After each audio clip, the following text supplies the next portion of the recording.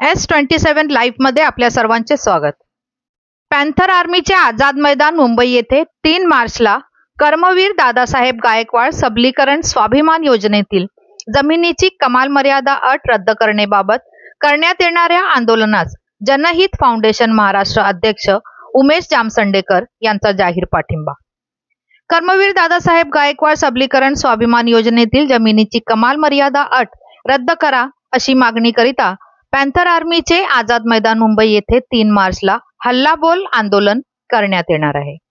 अनुसूचित जाती व नवबौद्ध घटकातील भूमिहीन शेतमजुरांना सबल करणाऱ्या कर्मवीर दादासाहेब गायकवाड सबलीकरण व स्वाभिमान योजनेतील जमिनीची कमाल मर्यादा बागायत करिता 8 लाख रुपये व जिरायत करिता 5 लाख रुपये ही अट रद्द करून बाजारभावानुसार शेत जमिनी खरेदी करून द्याव्यात या प्रमुख मागणी तसेच महाराष्ट्रातील वंचित, भूमिहीन आणि सर्व समाजातील जनतेला न्याय मिळवून देण्यासाठी पॅन्थर आर्मी स्वराज्य सेनेच्या वतीने मुंबई आझाद मैदान येथे 3 मार्च रोजी संस्थापक राष्ट्रीय अध्यक्ष संतोष एस आठवले यांच्या नेतृत्वाखाली हल्लाबोल आंदोलन करणार असल्याचे निवेदन महाराष्ट्र प्रदेश अध्यक्ष महेंद्र वाघमारे यांनी राज्याचे मुख्यमंत्री देवेंद्र फडणवीस यांना दिले आहे.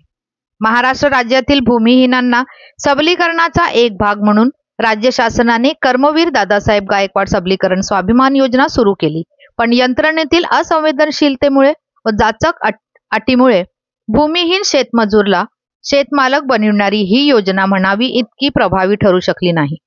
सामाजिक न्याय विभागाला प्रत्येक वर्षी हजारो कोटी रुपयाची तरतूद अर्थसंकल्पात करून सुद्धा भूमिहीनांच्या योजनेसाठी क्षुल्लक तरतूद केली जाते आणि ती सुद्धा प्रतिवर्षी खर्च होत नाही. याची मुख्य कारण म्हणजे अत्यंत जाचक अटी. एका बाजूने शासन सवलतीची खैरात करते व दुसऱ्या बाजूने राज्यातील अनुसूचित जाती, भूमिहीन शेतमजूर सक्षम होणे याची कुटील कारस्थान करते.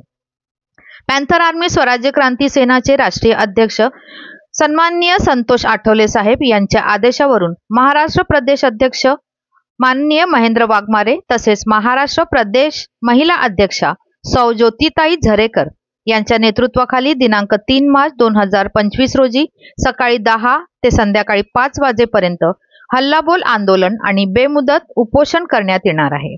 या उपोषणाला जनहित फाउंडेशन महाराष्ट्रचे अध्यक्ष उमेश जामसंडेकर यांनी संघटनेचा संपूर्ण पाठिंबा जाहीर केला आहे. महाराष्ट्रातील वंचित, भूमिहीन आणि सर्व समाजातील जनतेला न्याय मिळवून देण्यासाठी पॅन्थर आर्मी स्वराज्य क्रांती सेना काम करीत आहे आणि या संघटनेने मला राष्ट्रीय सल्लागार पदावर नियुक्ती केली. याबाबत मला अभिमान आहे.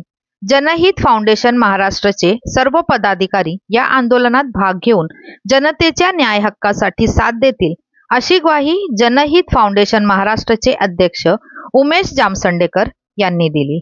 धन्यवाद.